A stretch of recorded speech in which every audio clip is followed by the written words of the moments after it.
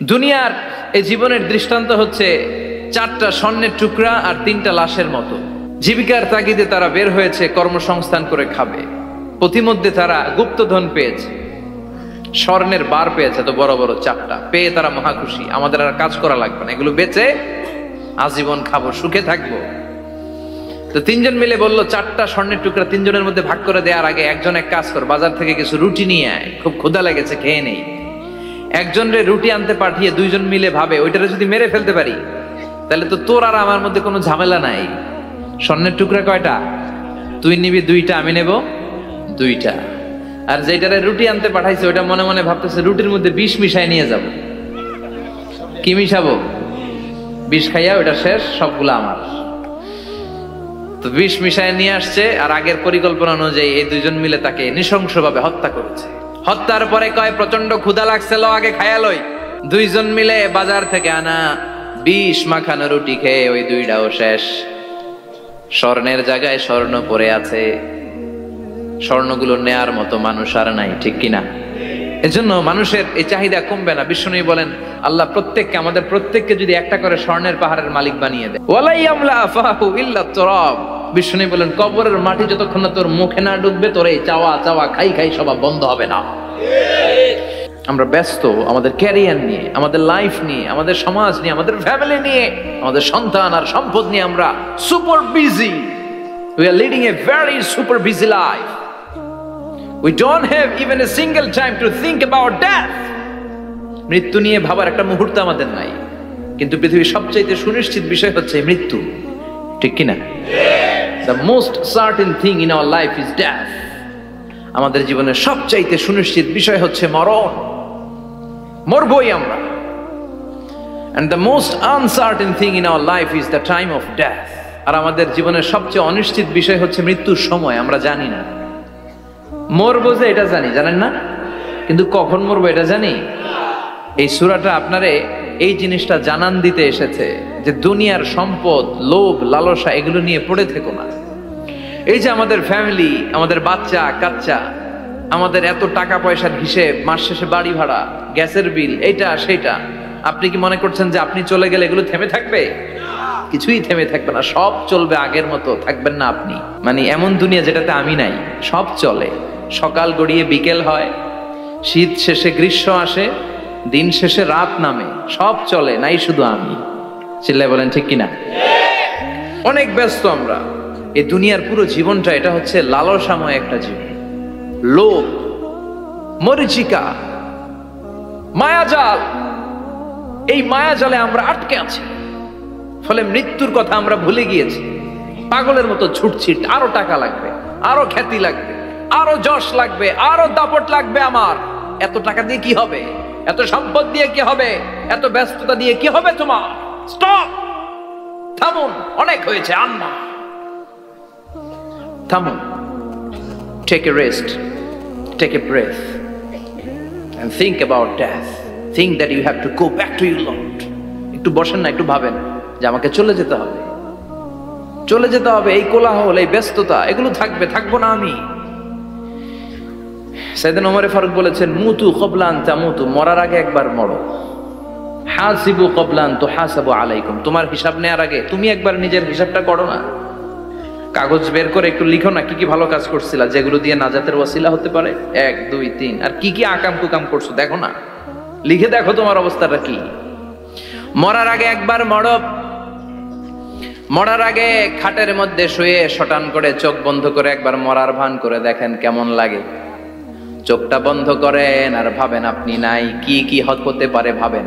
আপনার ছেলে মেয়েরা কান্না জুড়ে দিবে, আপনার প্রাণের স্ত্রী বিলাপ শুরু করে দিবে, বন্ধু বান্ধবের চিৎকার আর মাতম, স্থানীয় এলাকার মসজিদে ঘোষণা অমুক এলাকার নিবাসী অমুক ভাই অমুকের ছেলে অমুক দুনিয়ায় নাই। সব আত্মীয়রা চলে আসবে, ফেসবুকে স্ট্যাটাস দেয়া হবে, সবাই সবাইকে জানাবে বিকাল 4টায় অমুক হাই স্কুল ময়দানে আপনার জানাজা।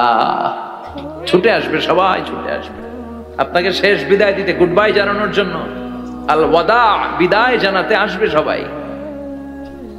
4 তাকবীর দিয়ে আপনার জানাজা হবে, অশ্রুসিক্ত জানাজায় আপনার বিদায় হবে। কাঠের খাটিয়ার মধ্যে করে কাঁধে তুলে আপনার কবরে নেওয়া হবে। আগে থেকে খুঁড়ে রাখা কবরটার মধ্যে আপনারে বিছিয়ে দেয়া হবে, বাঁশের কচি দিয়ে তার উপরে মাটির চাপা দিয়ে সব চলে যাবে। ভাবেন না একবার চোখ বন্ধ করে, this is the circle of life, this is the nature of life. এটা সবার হবে, আমার হবে, আপনার হবে। এত মায়া, এত ভালোবাসা কই যাবে? কেউ থাকবে না, সবাই আপনার অন্ধকার কবরে রেখে দিয়ে চলে আসবে। উপরে বাঁশের কঞ্চি, তার উপরে মাটির চাপা, অন্ধকার আর অন্ধকার। এই অন্ধকার যেন শেষ হতে চায় না, শুধুই অন্ধকার, ঠিক কিনা? এজন্য আমাদের চলে যেতে হবে। দাদা গেল, চাচা গেল, মামা গেল, আমাদেরকেও যেতে হবে, জোরে কোন ঠিক কিনা? একদিন মাটির ভেতরে হবে ঘরে মন আমার, কেন বন্ধ দালান ঘর, প্রাণ পাখি উড়ে যাবে পিঞ্জর ছেড়ে।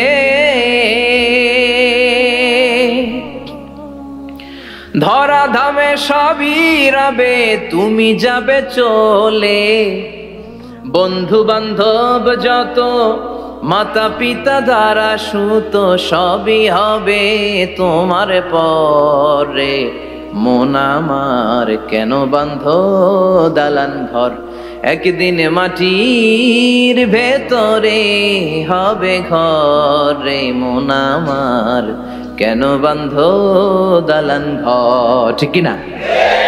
সব করে থাকবে, চলে যেতে হবে আমাদেরকে। এজন্য আখিরাতের কথা যেন আমাদের স্মরণ হয়। বিশ্বনবী বলতেন, নাহাই তুকুমান জিয়ারাতিল কবুর, আমি তোমাদেরকে কবর জিয়ারত করতে আগে নিষেধ করতাম, কিন্তু এখন নিষেধাজ্ঞা প্রত্যাহার করে নিলাম। এখন সব সময় তোমরা কবরের সামনে যাবা আর জিয়ারত করবা।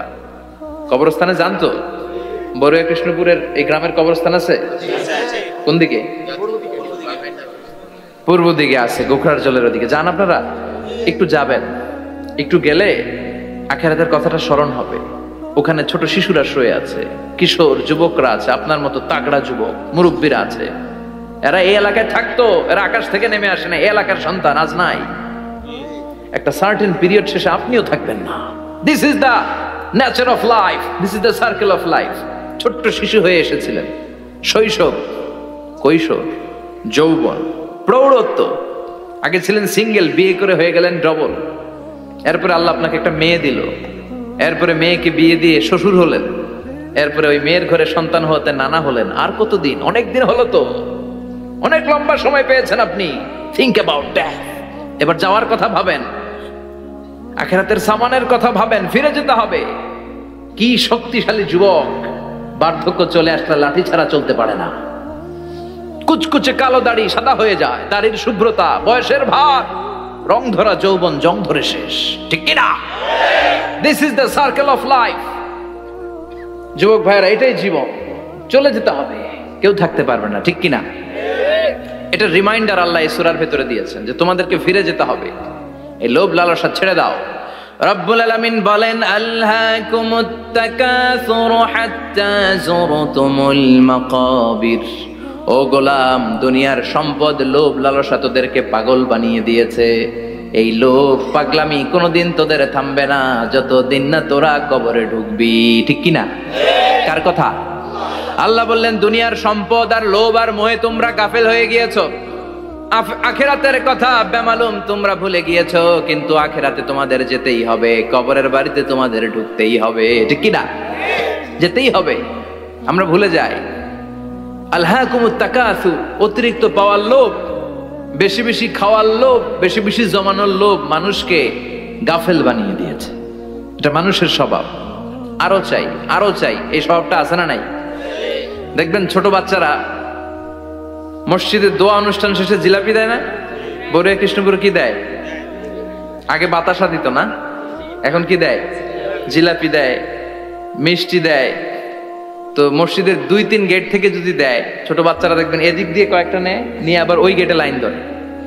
ওর হাত হলো ছোট হাত, ওর হাত ভর্তি জিলাপি, আর নেওয়ার জায়গা নেই, এরপর আরেক জায়গায় লাইন ধরছে। আরো লাগবে, আরো লাগবে, এই আরো আরো আরো চাই। এই স্বভাবটাই মানুষকে কুড়ে কুড়ে শেষ করে দিয়েছে।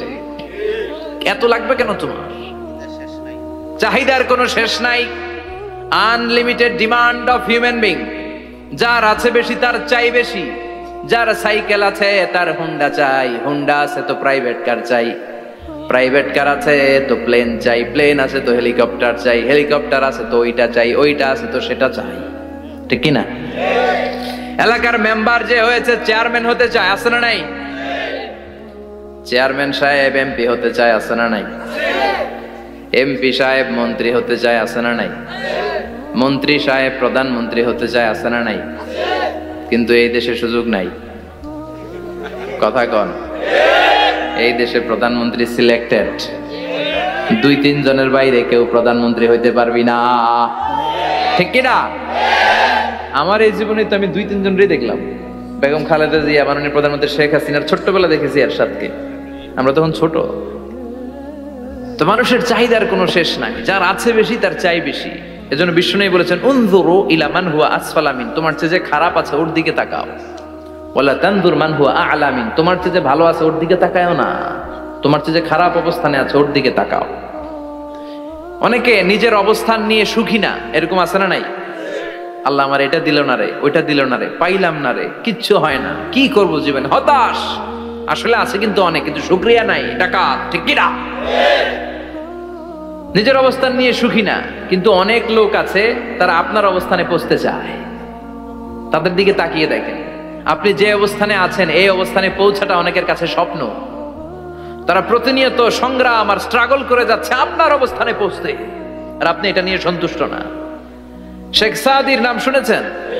বালাগাল উলা কাশাফাত দুজা, এই কবিতাটার রচয়িতা ইরানের বিখ্যাত এক কবি।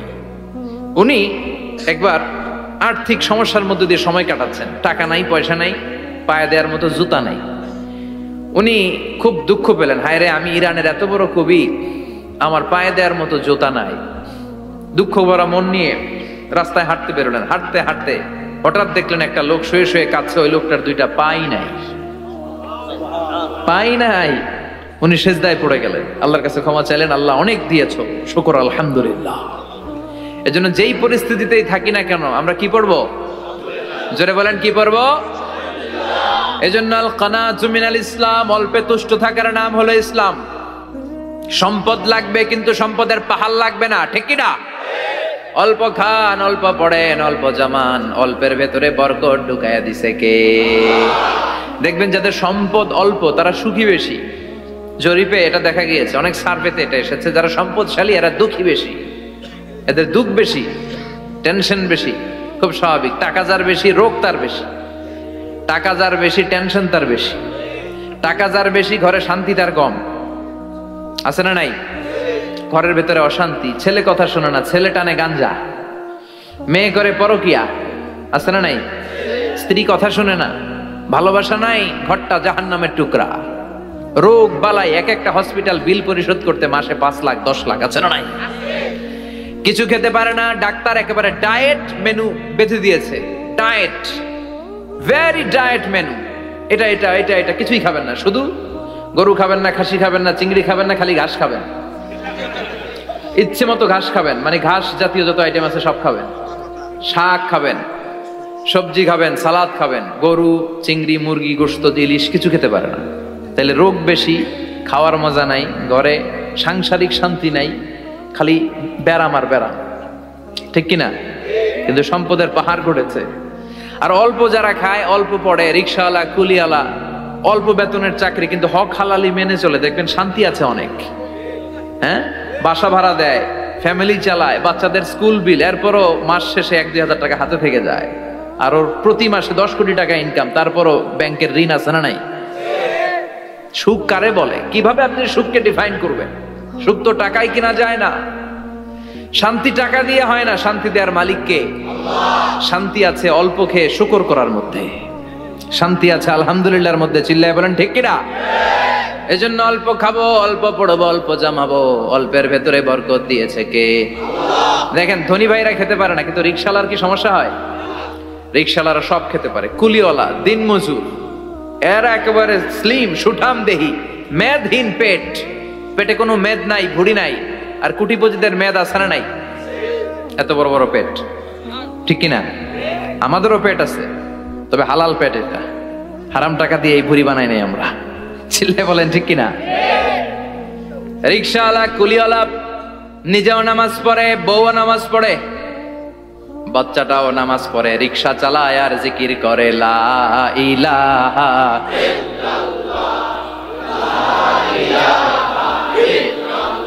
লা ইলাহা ইল্লাল্লাহু মুহাম্মাদুর রাসূলুল্লাহ সাল্লাল্লাহু। সুখ আর শান্তি, তাদের ঘরে সুখ। ধনী কোটিপতি ভিআইপি সিআইপি এদের রাতে ঘুম নাই, 1 ঘন্টা ঘুমানোর জন্য 4টা ট্যাবলেট খাওয়া লাগে, এরকম আছে না নাই? কিন্তু ঘুমের জন্য যে ট্যাবলেট খাওয়া লাগে রিকশাওয়ালা এটা জানেই না। ওর যেখানে রাইত ওইখানেই, ওর মাথা বিছনায় লাগতে দেরি, ওর ঘুম আসতে দেরি হয়। ওর ঘুমে নাকের ডাকের আওয়াজে ট্রাকের ইঞ্জিনও ফেল। সুবহানাল্লাহ পড়েন। এজন্য অনেক বেশি সম্পদের পাহাড় করা লাগবে, এই চিন্তা যেন আমাদের মাথায় না আসে। চিল্লায় বলেন ঠিক কিনা? এজন্য রব্বুল আলামিন বলেন আল্লাকুমুত তাকাসুরু হাত্তা যুরতুমুল মাকাবির। বেশি বেশি সম্পদ উপার্জনের আকাঙ্ক্ষা তোমাদেরকে আখিরাত থেকে গাফেল বানিয়েছে। এই গাফলতি কশিন কালেও তোমাদের কমবে না যতক্ষণ না তোমরা কবরে ঢুকবা। হাত্তা যুরতুমুল মাকাবির, মাকবারাতুনের প্লুরাল মাকাবির, যতক্ষণ না কবরে না ঢুকবা, কবরস্থান তোমার আবাসস্থল না হবে, ততক্ষণ পর্যন্ত এই চাই চাই মানসিকতা কমবে। মানুষের স্বভাব হলো আরো চাই, আরো চাই, আরো চাই করে। ফকিরেরা কারা? আল্লাহ গালি দিয়ে বললেন তোরা সব ফকিরনি। তোরা কি? ইয়া আইয়ুহান নাসু আনতুমুল ফুকারাউ ইলাল্লাহ ওয়াল্লাহু হুয়াল গানিয়ুল হামিদ। সুবহানাল্লাহ পড়েন। আল্লাহ ডেকে বললেন গোলাম আনতুমুল ফুকারা ইলাল্লাহ, তোমরা সবাই ফকির, ধনী হলো একজন, তিনি কে? আল্লাহ শুধু ধনী। আর মানুষের স্বভাব হচ্ছে আরো চাই, আরো চাই। ওর 2 তলা বিল্ডিং, আমার 3 তলা লাগবে। ওর 2টা গাড়ি আছে, আমার 3টা লাগবে। আছে না নাই? বিশ্বনবী বললেন কিয়ামতের আগ দিয়ে মানুষের মধ্যে আকাঙ্ক্ষায় প্রতিযোগিতা বেড়ে যাবে, প্রতিযোগিতামূলক টেন্ডেন্সি। কার চেয়ে কে বড় হতে পারে, কার চেয়ে কে বেশি টাকার পাহাড় বানাতে পারে। আছে না নাই? বিশ্বনবী বললেন ওয়ান তারাল হুফাতাল উরাতাল আলাতা রিয়া আশ-শাইয়াতা তাওয়ালুনা ফিল বুনিয়ান। কিয়ামতের আগে এমন কিছু লোক যাদের গায়ে দেওয়ার মতো জামা ছিল না, পায়ে দেওয়ার মতো জুতা ছিল না, পেটে দেওয়ার মতো খাবার ছিল না, সমাজের কেউ তাদেরকে চিনতো না। হঠাৎ করে এই লোকগুলো ধনী হয়ে যাবে। And they will start to construct, they will compete to construct high rises building in the cities. শহরে গ্রামে এরা বড় বড় বিল্ডিং বানানো শুরু করবে। সরকার কাছাকাছি চলে আসছে। এই যে বিল্ডিং বানানোর প্রতিযোগিতা, কুমিল্লা শহরে আজ থেকে 20-25 বছর আগে 5 তলা 6 তলা একটা বিল্ডিং ছিল না, এখন 10 তলা 20 তলা। আছে না নাই? ঢাকায় আজ থেকে 20 বছর আগে 10 তলা বিল্ডিং খুঁজে পাইতেন আপনি? নাই। গোটা বিশ্বব্যাপী এখন টাওয়ার বানানোর প্রতিযোগিতা। বিশ্বনবী বললেন এদের কোনো টাকা ছিল না। পৃথিবীর সবচেয়ে বড় টাওয়ার এখন আরব দেশে, এদের কোনো টাকা ছিল না। আরব দেশের সৌদি আরব, কাতার, কুয়েত, বাহরাইন এখন স্বর্ণ আর তেলের খনি পেয়ে আল্লাহরে ভুলে যায়। এদের খাওয়ার মতো কিছু ছিল না।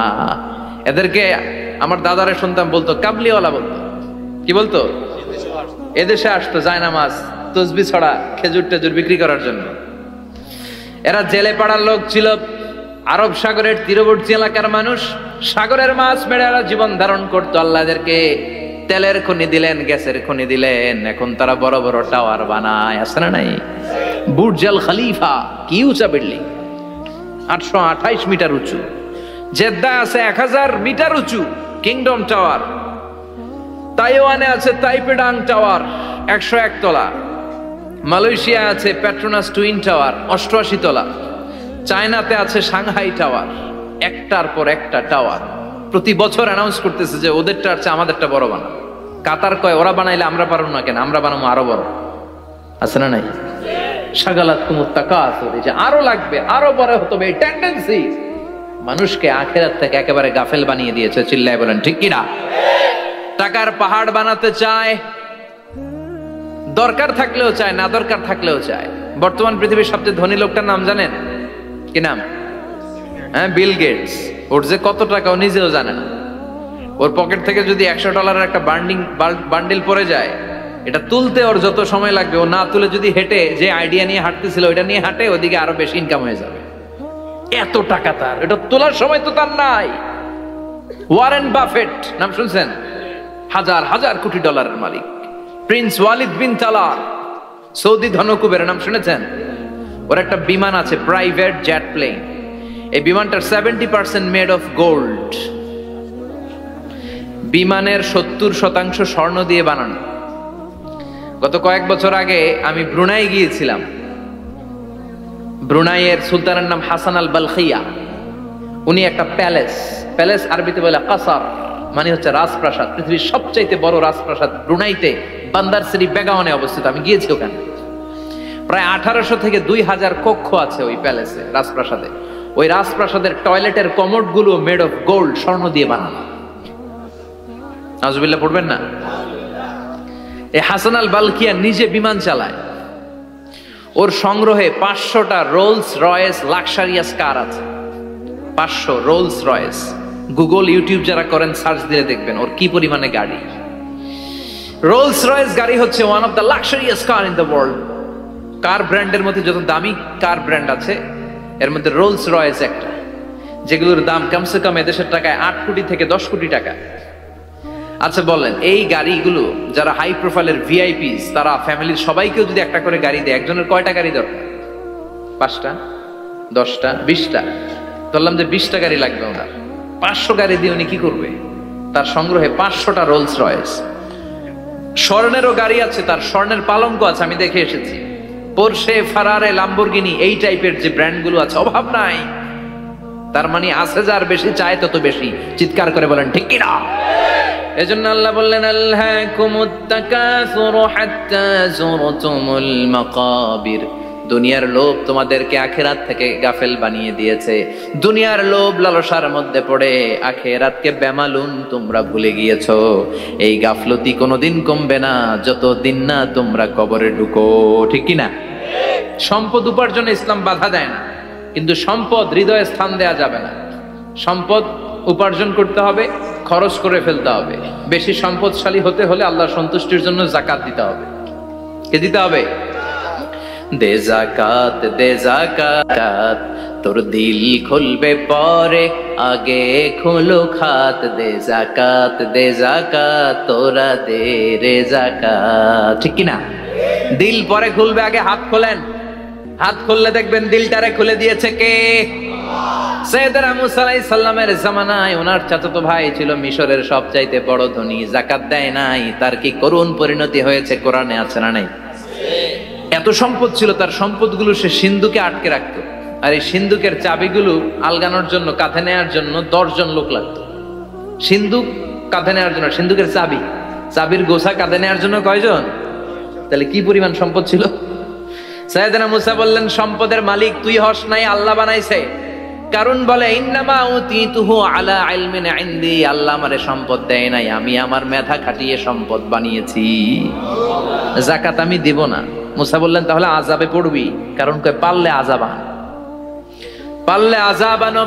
আল্লাহ বললেন ফাখাসাফনা বিহি ওয়া বিদারহিল আরদ, ও মুসা নিরাপদ দূরত্বে চলে যাও, এখনই ভয়ঙ্কর ভূমিকম্প হবে, আযাব দেব। কারণ সহ কারণের সব সম্পদ আমি জমিনের ভেতরে ঢুকায়া দেব। আমি নিজে কারণের বাড়ি দেখে এসেছি। মিশরের রাজধানী কায়রো থেকে প্রায় 150 কিলো দূর একটা জেলা আছে, ফায়ুম জেলা। ওইখানে কারুনকে আল্লাহ তার সব সম্পত্তি সব মাটিতে দাবিয়ে দিয়েছেন। দাবাতে দাবাতে হাঁটু পর্যন্ত যখন কারুন জমিনে দেবে যায়, ভাবছে উঠে যাবে। কোমর পর্যন্ত যখন মাটির মধ্যে দেবে যায়, ভাবছে উঠতে পারবে। গলা পর্যন্ত যখন দেবে যায়, হাত তুইলা কয় আমি ঈমান আনলাম। ও মুসা, সব সম্পদ তোর আর তোর আল্লাহর লইয়া যা, খালি আমারে বাঁচা, আমারে। সব গাদ্দারদের একই পরিণতি। ফেরাউনরেও যখন আল্লাহ লোহিত সাগরে পানি খাওয়াতে খাওয়াতে পেটটা এত বড়, হাত তুলা কয় আনা মিনাল মুসলিমিন, আমি মুসলমান, আমি ভালো মানুষ। আল্লাহর কোরআন সাক্ষী, সে বলেছে আনা মিনাল। বনি ইসরাইলরা যে আল্লাহরে মানে, আমিও তারে মানি, আমিও আল্লাহর দলের একনিষ্ঠ কর্মী। আর পানি খাইতে পারি না, আল্লাহ বাঁচাও। আল্লাহ কয় আরো খা। শেষ, ফেরাউন শেষ, নমরুদ শেষ, কারুন শেষ। পুরো সম্পদ সহ আল্লাহ কারুনকে জামিনের ভেতরে দাবিয়ে দিলেন। এজন্য সম্পদ যাদের বেশি, যাকাত দেওয়ার দরকার আছে না নাই? দারিদ্রতা বিমোচনের জন্য যাকাত দিবেন। যাকাতের শাড়ি লুঙ্গি এইভাবে না, অনেকে কিন্তু দেয় জাকাতের শাড়ি, জাকাতের লুঙ্গি, জাকাতের গামছা, এরকম ডাকাইত আছে না নাই? বাংলাদেশে এমনও হয়েছে জাকাতের শাড়ি দিবে বলে সে পত্রিকায় নিউজ করেছে। আর ওই শাড়ি আনার জন্য শাড়ি দিবে 5,000, মানুষ এসেছে 5 লক্ষ। পদপৃষ্ঠ হয়ে 11 জন নারী এক জায়গায় মারা গিয়েছে। কিয়ামতের দিন আল্লাহ বিচারের কাঠগড়ায় এই বিজনেস ম্যাগনেটকে দাঁড়িয়ে সেদিন জিজ্ঞাসা করবে যে কেন তুই এদেরকে কষ্ট দিয়েছিলি, চিল্লা এখন ঠিক কিনা? এদের মৃত্যুর দায়ভার এই শিল্পপতি এড়াতে পারবে না। যাকাতের শাড়ি, যাকাতের লুঙ্গি বিতরণের জন্য আল্লাহ তোমারে ধনী বানায় নাই। ধনীদের দায়িত্ব হলো গরিবের হাতে সম্পদ পৌঁছে দেয়া। ওয়া ফি আমওয়ালিহিম হাক্কুন লিসাইলি ওয়াল মাহরুম। গরিব আমার কাছ থেকে সম্পদ আর যাকাত নিয়ে সে আমার প্রতি করুণা করেছে। আমি যাকাত দেই বলে আমি কোনো দয়া দেখাই নাই। কথা বুঝতে পেরেছেন? আইডিয়াটা ক্লিয়ার করে নেন। যাকাত দেয়া আমার জন্য কি? কথা বলেন। ফরজ। আর যে যাকাত নেয় তার জন্য যাকাত খাওয়া কি ফরজ? আমি গরিব মানুষ, আমি যাকাত খাবো না, না খাইয়া থাকুম, রোজা রাখুন। কথা কন। আমার যে যাকাত নেওয়া লাগবে এমন কোনো কথা নেই, কিন্তু আমি যে ধনী আমার দিতেই হবে, এটা ফরজ। তার মানে আমি দিয়ে আমি দয়া করি নাই, ও নিয়ে আমারে বাঁচাইয়া দয়া করে গেছে। চিৎকার করে বলো ঠিক কিনা? ইসলাম বলে রাস্তার এক পাশে 5 তলা আর এক পাশে গাছতলা, এটার নাম ইসলাম না। ওফি আমওয়ালিহিম হাক্কুন লিসাইলি ওয়াল মাহরুম। খেটে খাওয়া মানুষ, সুবিধা বঞ্চিত মানুষদের দ্বারে যে তুমি যাকাতের টাকা পৌঁছে দাও। যাকাতকে ফরজ করা হয়েছে দারিদ্রতা বিমোচনের জন্য। আপনি শাড়ি লুঙ্গি দিলে কি হবে? ওরে শাড়ি দিছেন দুপুরে, রাত্রে বেলা ও আরেক জায়গায় লাইন ধরে আছে, বিরিয়ানির প্যাকেট দিতেছে ওইখানে। কথা কন। সারাটা বছর ও যাকাতের টাকা নেবে, ওর কিচ্ছু হবে না। বরং এমন কিছু তাকে করে দিতে হবে যেটা দিয়ে সে ফ্যামিলি লিড করতে পারে। একটা সিএনজি কিনে দেন, ওই ফ্যামিলিতে কোনো যুবক থাকলে সিএনজি চালায়া, অটো চালায়া ফ্যামিলিটারে চালাবে। একটা টঙের দোকান করে দেন, চায়ের দোকান, চা বিক্রি করে ফ্যামিলিটারে চালাবে। অস্ট্রেলিয়ান একটা গাই কিনে দেন, গরুর দুধ বিক্রি করে তার ফ্যামিলি চলবে। কিংবা মাছের একটা খামার করে দেন, মুরগির খামার করে দেন, ঠিক কিনা?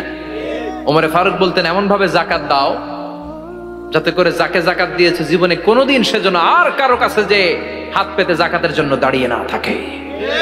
এই বিধানটা কার? এজন্য আল্লাহ বললেন আলহাকুমুত তাকাসুরু হাত্তা যুরতুমুল মাকাবির। দুনিয়ার লোভ লালসা তোমাদের কমবে না যতদিন না তোমরা কবরে ঢুকো। কার কথা? চিল্লায় বলেন কার? এজন্য দুনিয়ার প্রতি যে আমাদের লোভ, এটা কি বাড়াইতে হবে না কমাইতে হবে? এই দুনিয়ার জীবন এটা ক্ষণিকের। আমাল হায়াতুদ দুনিয়া ইল্লা মাতাউল গুরুর। এটা ভোগের সামগ্রী, আজ আছে কাল না, এটা হাতের ময়লা। এজন্য আল্লাহ বললেন আলহাকুমুত তাকাসুরু হাত্তা যুরতুমুল মাকাবির। দুনিয়া তোমাদেরকে গাফেল বানিয়ে দিয়েছে, গাফলতি কমবে না যতদিন না কবরে ঢুকো। কবরে ঢুকা লাগবে, কবরে ঢুকা লাগবে না?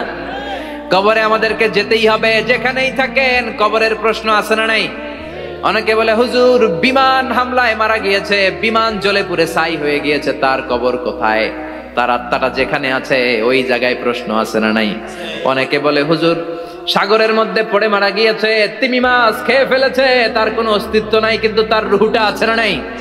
প্রতিটা রুহু সংরক্ষণ করে কে? প্রত্যেকটা আত্মা আল্লাহর কাছে সংরক্ষিত থাকে। প্রতিটা রুহু, প্রতিটা মানুষ মালাকুল মাউতকে দেখতে পায়। আপনিও দেখবেন, আমিও দেখব। মুমিনদের কাছে এসে মালাকুল মাউত একজন যুবকের বেশে সাদা ধবধবে জুব্বা পরে সুগন্ধি মেখে মুমূর্ষ ব্যক্তির শিওরে বসে বলে ইয়া আইয়াতুহান নাফসুল মুতমাইন্না, হে প্রশান্ত আত্মা, উখরুজি ইলা মাগফিরাতুল্লাহি ওয়া রিদওয়ানি, আল্লাহর ক্ষমা আর দয়ার দিকে বের হয়ে আসো। বলা মাত্রই মুমিনের আত্মাটা স্মুথলি বের হয়ে আসে। কাফান মিন আকফানিল জান্নাহ, হানুত মিন হানুতিল জান্নাহ, জান্নাত থেকে আনা সুগন্ধি কাফনের মধ্যে পেঁচিয়ে তিনি রূহটাকে নিয়ে ইল্লিনে চলে যায়। সরাসরি দেখে মালাকুল মাউতকে। আর যারা ইসলাম বিরোধী, কোরআন বিরোধী, তাদের সামনে এসে মালাকুল মাউত ত্রাস সৃষ্টি করে। আগে ধমক। হাইওয়েতে মাঝে মাঝে ডাকাতি হয় না? বাসগুলোর মধ্যে যখন ডাকাতি হয়, বাসে থাকে 50 জন, ডাকাত ঢুকে 5 জন। এই 5 জনের ভয়ে সবগুলো পেশাব করে দেয়, কারণ ত্রাস সৃষ্টি করে। এসেই চাইনিজ কুড়াল দিয়ে আগে কুবায় দেয় 4-5 জনের। রক্ত দেখে কি দেওয়ার সব আগে রেডি করে রাখে। মালাকুল মাউত এসে কাফের নাস্তিক মুশরিকদের সামনে সেরকম একটা ত্রাস সৃষ্টি করে, ভয়ে লোকটা কাঁপতে থাকে। ওর কাছে ভদ্র ভাষায় কথা বলে না, সুন্দর জামা পরে আসে না, কালো কুচকুচে চেহারা, ভয়ঙ্কর একটা রূপ নিয়ে, আকৃতি নিয়ে ইসলাম বিরোধীদের মাথার সামনে আসে, দুর্গন্ধযুক্ত চেহারার দেহ নিয়ে ধমক দিয়ে বলে, ও পাপাত্তা, ইয়া আইয়াতুহান নাফসুল খাবিসা উখরুজি ইলা গাদাবিল্লাহ, হে পাপাত্তা, আল্লাহর রাগ, ক্রোধ আর গজবের দিকে বের হয়ে আয়। মুমিনের আত্মা বলার সাথে সাথে যেমনি মুমিনের দেহ থেকে বের হয়ে জান্নাতি কাফনের ভেতরে ঢুকে, কাফেরদের আত্মাও কি এরকম তাড়াতাড়ি বেরোতে চায় নাকি? কাফেরদের আত্মা বেরোতে চায় না, ডানে দৌড়, বায়ে দৌড়, সামনে দৌড়, পেছনে দৌড়, আহা দৌড়াদৌড়ি করে। মালাকুল মাউত এটাকে টেনে হিচড়ে, একটা জীবিত ছাগলকে জবেহ না করে, জবাই না করে, তার চামড়া উল্টার দিকে টেনে হিচড়ে বের করলে ছাগলটা যত কষ্ট পায়, এর সে কম 70 গুণ বেশি কষ্ট দিয়ে কাফের মুশরিক আর গাদ্দারদের রূহ কবজ করা হয়। আল্লাহ এই পরিস্থিতি থেকে তুমি আমাদের বাঁচাও। মুমিনদের রূহ যেমনি কবজ হয় ওইভাবে রূহ কবজের ব্যবস্থা করে দিও। ইমানের মৃত্যু নসিব করে দিও, শাহিদি মৃত্যু নসিব করে দিও। আমাকে শহীদ করে সেই মিছিলে শামিল করে নিও, যে মিছিলের নেতা মীর হামজা খুবাইবে খাব্বাব, আল্লাহর কাছে ছিল অতি প্রিয়, শামিল করে নিও। আমাকে শহীদ করে সেই মিছিলে শামিল করে নিও। পড়েন আমিন, আর জোরে পড়েন আমিন। তার মানে বিমান দুর্ঘটনায় হোক, কিংবা লঞ্চ ডুবিতে হোক, কিংবা আগুনে পড়ে হোক, কিংবা আত্মঘাতী হামলায় হোক, যে যেখানেই মারা যায়, কবরের 3টা প্রশ্ন তার জন্য আছে না নাই? ইসলাম বিরোধীদের জন্য প্রশ্ন 3টা, আপনারা যারা মুমিন তাদের জন্য 4টা, আপনাদের জন্য একটা বেশি। আলহামদুলিল্লাহ কোন? কবরে এসে প্রথম প্রশ্ন করবে, মুনকার নাকির যখন চলে আসবে, 40 কদম যখন আত্মীয় স্বজনরা লাশটাকে কবরের মধ্যে দিয়ে 40 কদম চলে যায়, তখনই ফেরেশতা চলে আসে। আহা, শেষ, সব শেষ। এসেই পরীক্ষা শুরু। মার রব্বুক, তোর রবের নাম কি? চিল্লায় বলেন, আমাদের রবের নাম কি? আমরা বলবো রব্বি আল্লাহ, আল্লাহ আমারে রব। দমে দমে তনু মনে তারি অনুভব। পড়েন, আল্লাহ আমারে রব। তোমার দুনিয়াতে আমি যেদিকে তাকাই, অথই নিয়ামতে ডুবে আছি সবাই। পাখ পাখালির গানে শুনি তাসবিহ কল রব, তাসবিহ কল রব, আল্লাহ আমারে রব। প্রথম প্রশ্ন, তোমার রব কে? আমরা বলবো আমাদের রব আল্লাহ।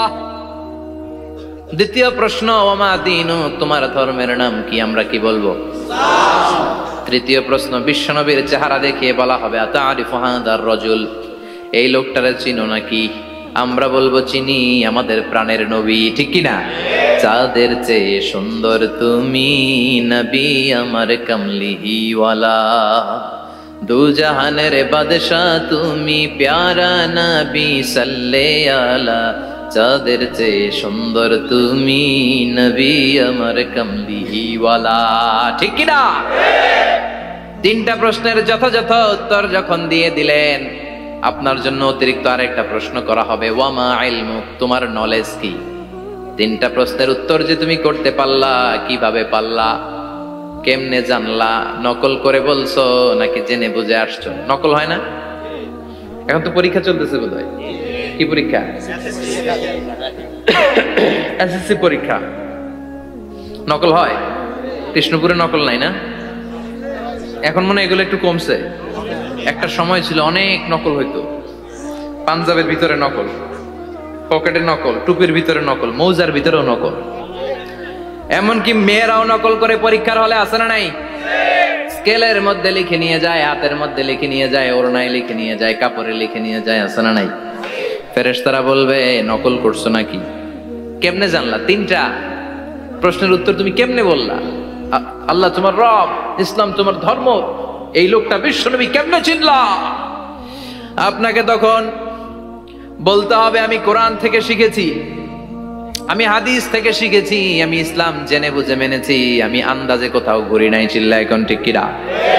আপনাকে বলতে হবে, এজন্য শিখতে হবে, প্রতিনিয়ত ইসলাম সম্পর্কে জানতে হবে, আখের গোছাতে হবে, জীবনটাকে আলোকিত করতে হবে। চিল্লায় বলেন ঠিক কিনা?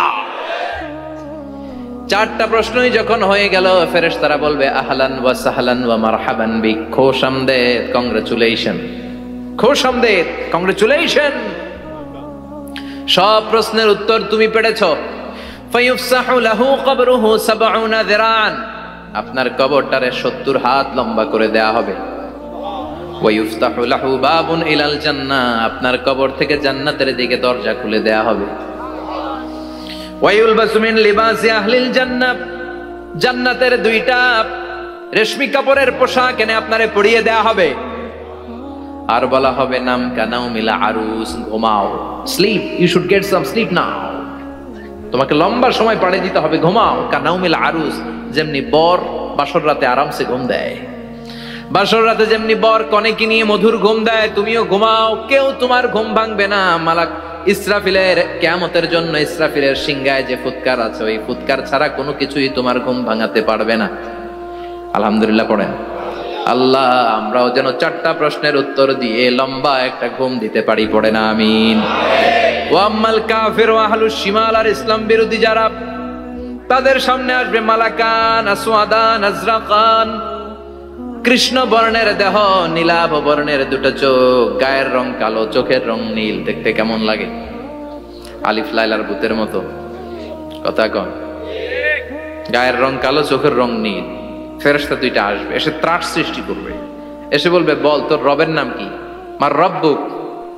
ইসলাম বিরোধী মুশরিক কাফের নাস্তিক এরা বলবে আমি জানি না আমার রবকে,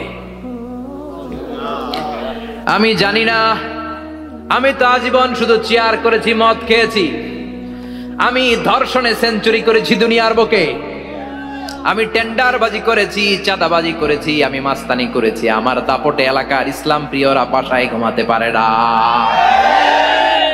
আমি ছিলাম টেন্ডারবাজ, আমি ছিলাম গডফাদার, সন্ত্রাসীদের লিডার, আমি ছিলাম ডন 1 2 3 সব, আমি ছিলাম ডনের ডন, আমি ছিলাম মাস্তান রংবাজ, রব টপ কি আমি তো জানি না। লাদ্রি লাদ্রি, আমার জিজ্ঞেস করো না।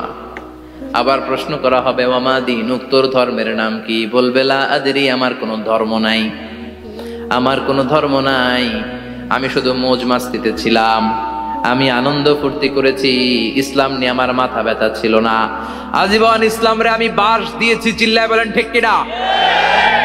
ইসলাম বিরোধীদের সাথে ছিল আমার চলাফেরা, আমার সব সাঙ্গপাঙ্গ ছিল গুন্ডা বদমাশ ইসলাম বিরোধী। রব কি, ইসলাম কি, এগুলো আমি জানি না, আমার এগুলো জিজ্ঞেস করো কেন? ধর্ম কি আমি জানি না, আমি কিচ্ছু মনে করতে পারছি না। 3 নম্বর প্রশ্ন করা হবে আতারিফু হাদার রাজুল, দেখো তো এই লোকটারে চিনো কিনা? কয় না চিনি না, তবে মনে হয় এই লোকটারে দুনিয়ার বুকে আমি গালি দিতাম, এই লোকটার বিরোধিতা করতাম, ব্লগের মধ্যে এই লোকটার ব্যাপারে কুৎসা রটনা করতাম, এই লোকটার কার্টুন বানিয়ে আমি হিংসা ছড়িয়ে দিতাম, এই লোকটার ব্যাপারে আমি এলাকার মধ্যে অপপ্রচার চালাতাম। ফেরেশতারা বলবে তাই, এই ছিল তো ডিউটি, দাঁড়া এখনই আমাদের খেলা শুরু, এখনই শুরু। ফায়ুতরাকু বিমাতারিকা মিন হাদিদ, লোহার একটা হাতুড়ি দিয়ে মাথা থেকে পা পর্যন্ত পিটানো হবে, পিটিয়ে ওর গোশতর হাড্ডিগুলোকে থেতলে ফেলা হবে। ওয়ায়ুকালু লিল আরদি ইলতাইমি, কবরের 2 পাশের মাটিরে বলা হবে এবার 2 দিক থেকে তোরা চাপ দে, চাপ দেয়া হবে, ধাক্কা ধাক্কি করেও সে সুবিধা করতে পারবে না, মাটি আস্তে আস্তে আস্তে আস্তে দেহের 2 দিকে লেগে এমন জোরে 2টা চাপ দিবে, ফাতাখতালিফা আদলাউহু, তার ডান পাশের পাজরের হাড্ডি বাম দিকে ঢুকে যাবে, বাম দিকের হাড্ডি ডানে চলে যাবে। বিশ্বনবী বললেন এই হাতুড়ি দিয়ে পিটানোর শাস্তি, কবরের চাপ দেওয়ার শাস্তি চলতেই থাকবে হাত্তাল কিয়ামা, কিয়ামত পর্যন্ত। আল্লাহ এই কবরের শাস্তি থেকে আমাদের বাঁচাও, আমরা এই আযাব পেতে চাই না, আমরা যেন ঠিকভাবে কবরের 4টা প্রশ্নের উত্তর করে দিয়ে লম্বা ঘুম দিতে পারি। আল্লাহ তুমি তৌফিক দাও। এজন্য আল্লাহ বললেন গোলাম দুনিয়া নিয়ে পাগল হয়ে থেকো না, এই দুনিয়ার জীবন আসল জীবন নয়, আসল জীবন হলো কবরের জীবন। জোরে বলেন ঠিক কিনা? এই জন্য মাঝে মাঝে কবরে যাবেন, কবরস্থানে দাঁড়িয়ে চিন্তা করবেন এই জায়গায় আমারও আসতে হবে, দিন যাবে রাত আসবে, বৃষ্টি হবে, শীত আসবে, কেউ আমার দেখতে আসবে না, একা থাকতে হবে, একা, বড় একা, অন্ধকার, বড়ই অন্ধকার। ওই কবরের জীবনের সামান গোছানোর দরকার আছে না নাই? ওই কবরের সুখে শান্তিতে থাকতে চাইলে নামাজ পড়ার দরকার আছে না নাই? কোরআন পড়ার দরকার আছে না নাই? ছেলে মেয়েগুলোরে মানুষের মতো মানুষ করার দরকার আছে না নাই?